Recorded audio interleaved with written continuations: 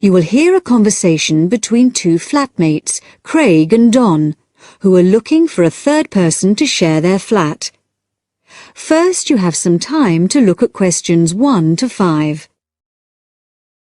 In the exam, you would have 25 seconds to look at the questions.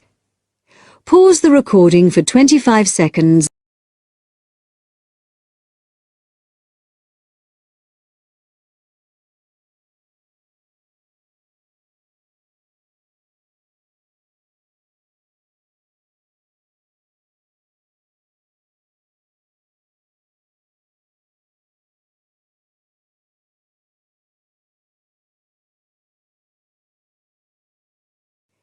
Now we shall begin.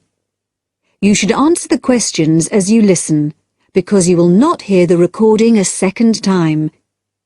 Listen carefully and answer questions 1 to 5. Hi, Craig. Been home long? Yeah, quite a time. Did anyone phone about renting the spare room? Yeah, we've had 3 phone calls about it. Really? Yeah. Do you want to hear about them? Sure. Right. The first one was called Phil Parrott. Uh-huh. He's a teacher. He's just qualified and he teaches sports. Okay. Actually, I'm not sure about him.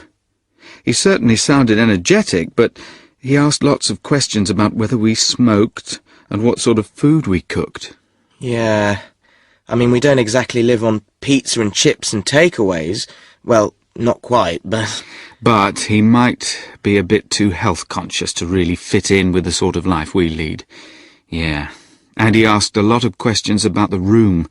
He said he needs a big room because he's got lots of sports equipment. Well, that's okay. The room's quite big, but I'm not so sure about him. What about the second one? He was called David Spencer. Spender? No, Spencer. C-E-R. He works at Cooper Long. You know, the big company on Broad Street. He said he was a lawyer. Oh. I'd have thought in that case he'd be earning enough to rent his own place. I wonder why he wants to share a flat. Well, he didn't say. He's quite a bit older than us. He did say he's just moved down here from the north of England. He seemed very quiet, actually. Maybe he wants to meet some new people. I got the impression he was a hard-working kind of person who doesn't go out all that much. Right. But he sounded okay. Oh, one thing, though. He said he wouldn't be staying in the flat at the weekends, so he wants to pay reduced costs for gas and electricity, because he's only here 5 days out of 7. Oh, I'm not sure about that. What do you think? Well, I suppose it's fair, but it all sounds a bit complicated. Before you hear the rest of the talk, you have some time to look at questions 6 to 10. In the exam, you would have 25 seconds to look at the questions. Pause the recording for 25 seconds now.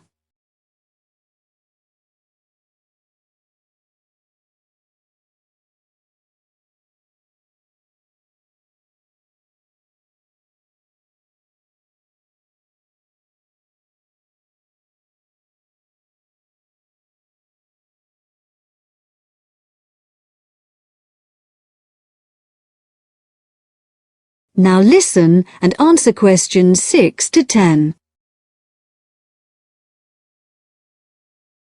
Anyway, there was a third person, Leo Norris. Yes?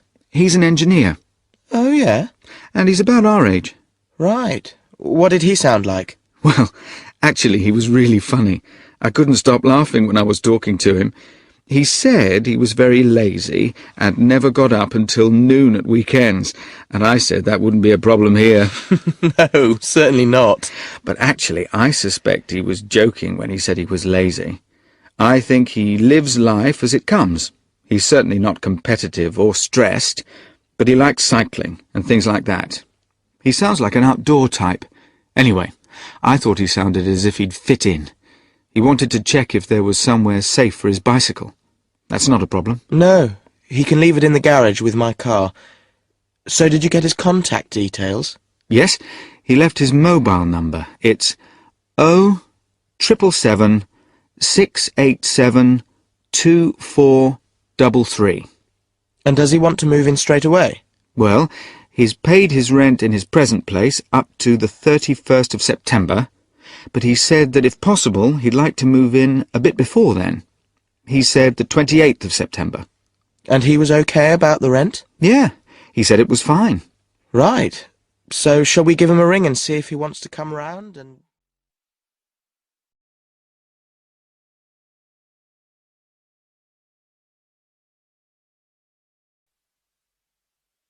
That is the end of section 1. You now have half a minute to check your answers.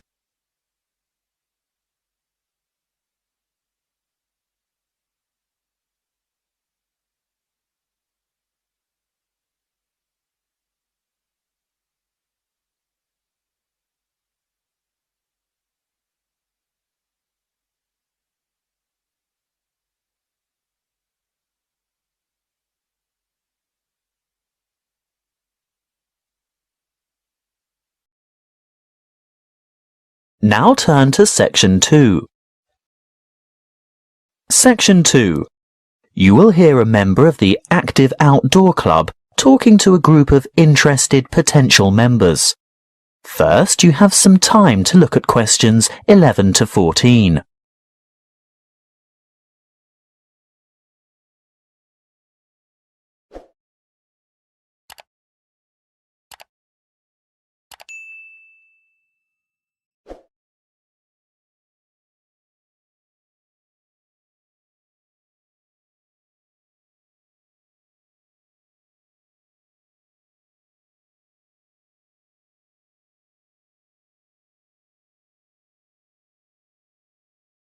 Listen carefully and answer questions 11 to 14.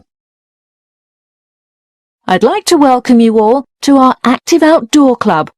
I'll start by telling you a little bit about the history of the club and all that it can offer, and there will be a chance for you to ask questions over tea and coffee in the lobby afterwards. You'll also be able to pick up pamphlets from the table at the back of the hall, and if you wish to purchase any of our products, Bill will serve you at the front counter. As most of you probably know, the club was founded by Nick Noble about 30 years ago. He thought of placing an advertisement in the local newspaper or erecting a billboard somewhere, but it was the radio that he decided on to reach the most people. You know, other people who might be interested in outdoor pursuits. Just basic activities like walking or tramping. Anything active that could take place in some of the beautiful outdoor settings that this country has to offer. Nick was overwhelmed by the response he got, and the club soon grew from a dozen or so friends and enthusiasts to around 200 members 20 years ago, and steadily since then to reach a membership of over 2,500 now. You don't have to be a hardened athlete or extreme adventurer. On the contrary, it's a group that encourages friendship and fellowship through social and recreational activities. The club tries to cater for all levels of maturity and both genders. In fact, anyone who has the physical ability and a moderate level of health and fitness to participate in open-air activity on a regular basis. I think our youngest member is a 5-year-old boy and our oldest member is a 75-year-old man. Of course, we have more challenging opportunities for those who are up to it, but all excursions are graded according to level of difficulty, and there will always be something for those families with small children. More about that later. I'm sure you realise that it's part of the focus of the club to ensure that our natural environment is kept as pristine as possible. We all have a keen interest in conservation, and many of our members contribute their time or give a monetary donation to organisations that work to enhance and beautify our natural heritage. Before you hear the rest of the talk, you have some time to look at questions 15 to 20.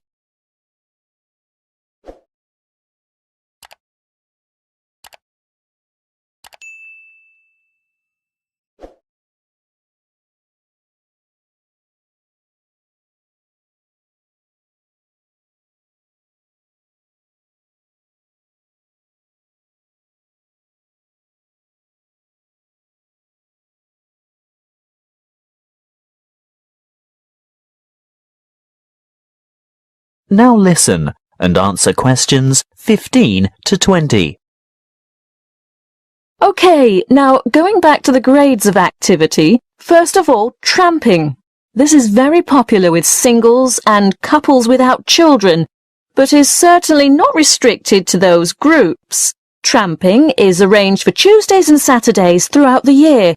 Most tramps are of a duration of 3 to 5 hours, depending on the weather and the terrain, and of course the time of year. You would need to check the newsletter or the website to find out place and time, and if you wish to participate, phone the coordinator who can give you more information. I'll move on now to walking, which is very popular with families, but open to everyone.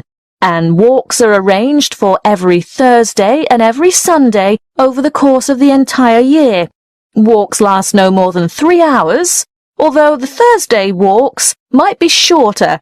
And again, you would have to check the newsletter for details of the time and area to meet and get in touch with the walking organizer to confirm your participation.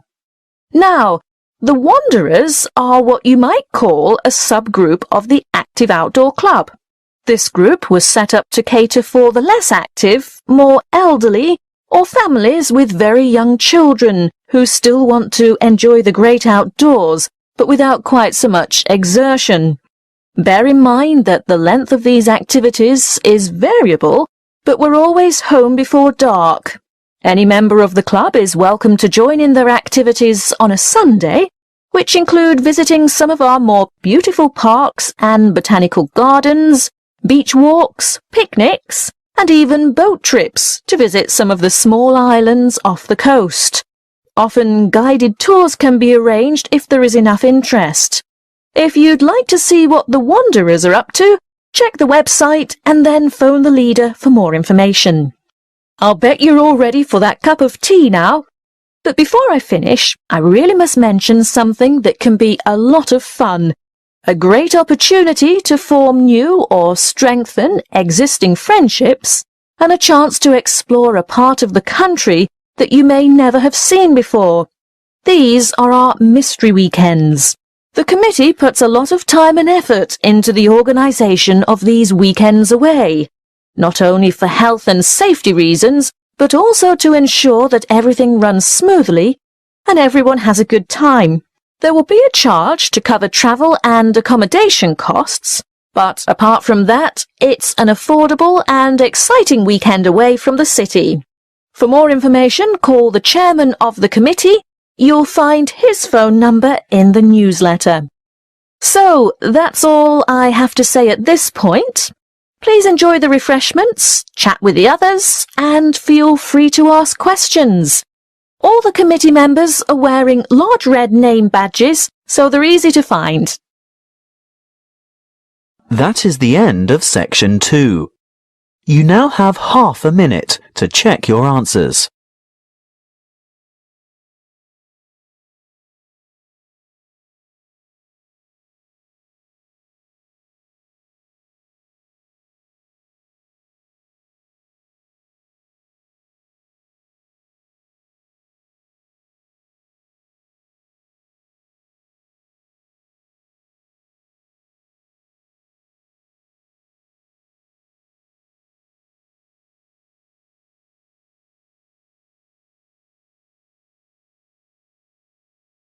Section 3.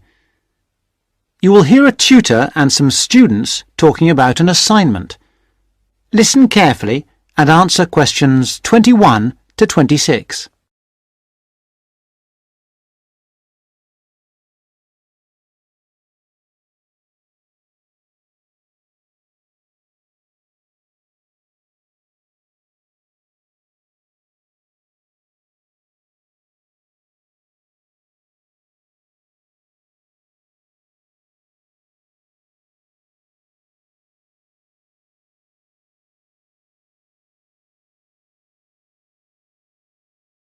Come in. Sit down. Good to see you. Hello. Hello.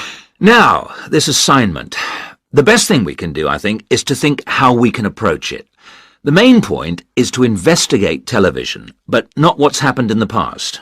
I was thinking that it would be necessary to go over the new media first, and then... Yes, that's a way to make a start, but you need to do that quite briefly. But it's quite a complex topic. Yeah, I agree, but the emphasis must be on the future development of television as a cultural phenomenon. Yes.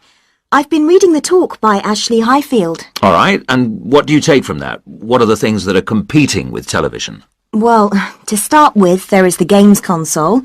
Then there is the personal computer and the internet. Then again, the mobile phone with its capability of games and puzzles. And of course, internet access. Lastly, there is the iPod with the possibility of listening to music wherever you go. Good, you've understood that. Now, which of these presents the greatest competition for television? Well, according to the research, it's video games. Yes, that's true at present, but in the future... I think the phone will present the greatest threat then. And why? Because it's mobile, portable, and it's developing fast. Yeah, I think you're right. You need always to look to the future and try to assess how things will develop, as we said. Good. Now, you need to move on to the new social trends in connection with television. Is one of them the idea that programmes might become shorter and shorter? Ah, yes. The average program might be 10 minutes. Or even less. Just mini-programs, say 4 to 5 minutes long. Now, do you think you can get access to all the materials you need? The problem at the moment is the library. Oh, yes? What's happening there? There's a tremendous amount of noise because of the new extension they are building. It's quite impossible to work there. They are stopping work for a week next week, I believe, and then all the sections will be open. There's a hold-up because some roof tiles have not arrived, so there'll be peace for that week. But then after that, the media studies section will be closed for a week, and all the noise and dirt will start up again. Yes, the sociology section will be open, and there's some good stuff there for you on this topic, and it's further away from the noise. Yes, I don't think the sociology section is affected at all, and neither is the journal section. No. Obviously, they're rotating the closures, and it was sociology's turn to close for a week last term. I think we should make a complaint. Yeah, I think you should. I've had a word with the library staff. They are very sympathetic, but... They are affected by these works just as we are. If I were you, I'd make a complaint directly to the premises committee. They only meet once a year, but in fact I know they're having a meeting next Tuesday. You might like to make contact with them, but don't say that I suggested this. Yes. But the Students' Union might be better since they are independent of the university. That's true, but I can't imagine that people haven't already approached them about this. Let's try the premises committee. Good idea. Why not? Okay. Now, don't forget I need a copy of your dissertations by email and 2 copies in print, that is, on paper. If you give the reprographics office 24 hours notice, they'll make copies for you. And if you give them my details, they'll send those copies directly to me. They won't send copies to you, so you'll need to take your own copy personally from them. Good. Any questions?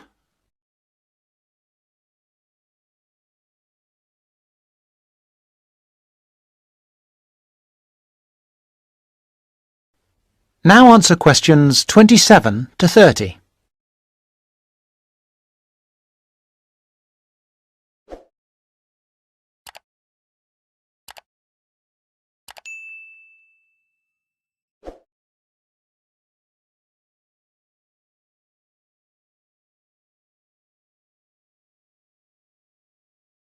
One little thing was just that I wondered whether we should actually talk about that famous website.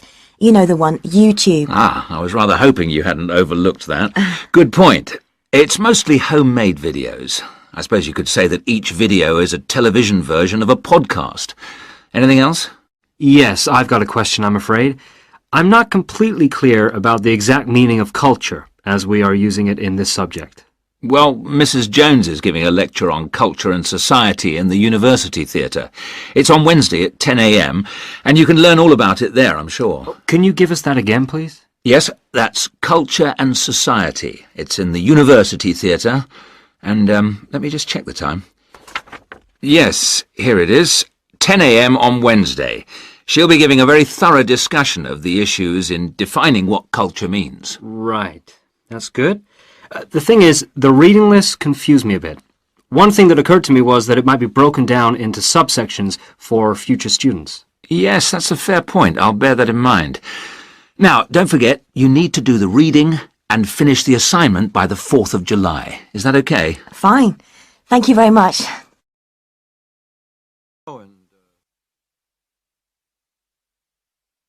That is the end of section 3. You now have half a minute to check your answers.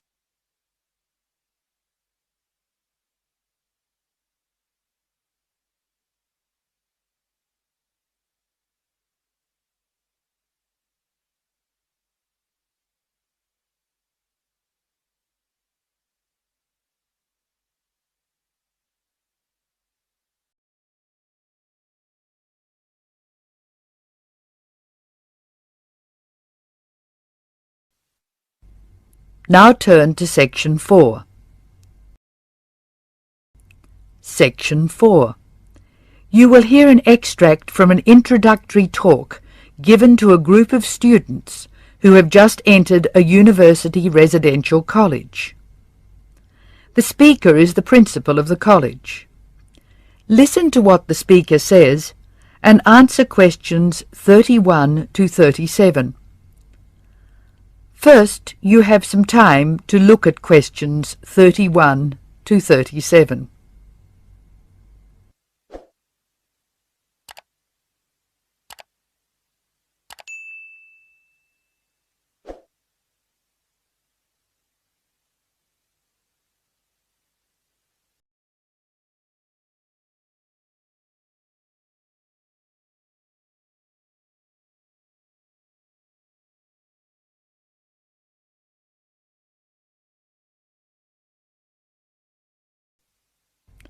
Now listen carefully and answer questions 31 to 37.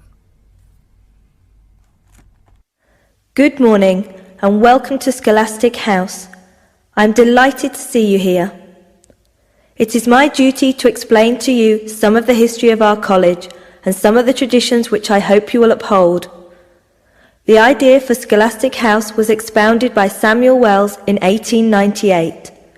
Wells was a visionary whose ideas were well ahead of his time. He wanted a college which would encourage friendship between people of different races and nationalities. Wells died in 1900 before he could see the college in action. Scholastic House finally began operating in 1903 with 10 students. Those students came from Asia, Europe and the Americas. At that time, Scholastic House accepted only male students, although it has been co-educational since 1963. 9 of these foundation students went on to lead illustrious lives. The only exception died tragically on his way home from Scholastic House to Sarawak.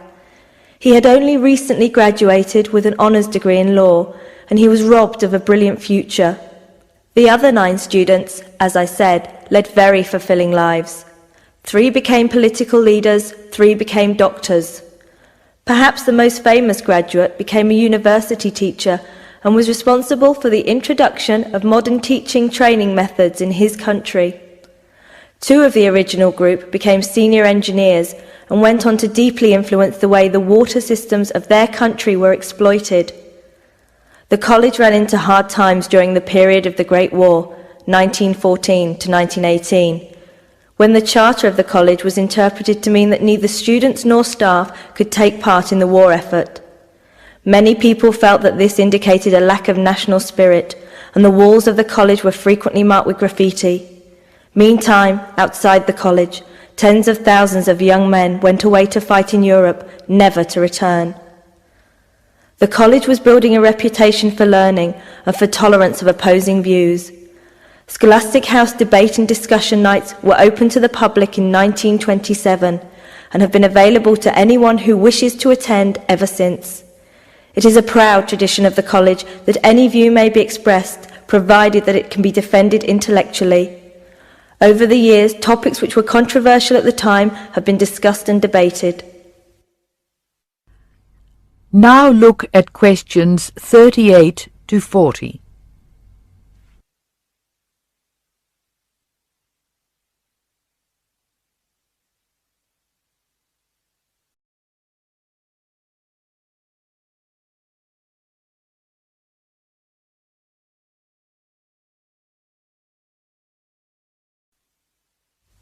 As I said, the college has a proud history of publicly examining controversial issues. Why should we do this? The publicity we receive is often sensational, and there is no joy in encouraging argument for its own sake. In fact, that sort of discussion just increases tension. The only legitimate reason for our behaviour is that it casts light upon the topic in question and informs the debate. And controversial topics are the ones which most need informed attention. As the world forges ahead, we often find our scientists have outstripped our philosophers. We frequently develop scientific marvels without realizing their full implications. Nowhere is this more obvious than in medicine. We are now able to keep people alive far longer than before. But this medical ability must be measured in relation to the quality of those lives. I urge you to spend your time at Scholastic House wisely. You are the heirs of an excellent academic tradition of which we can all be justly proud. It is your responsibility to continue this tradition of querying where our world is going. Progress is not always upwards. I wish you every joy in your time here, and I hope that I will hear much well-informed debate from you. That is the end of section 4. Now you have some time to check your answers.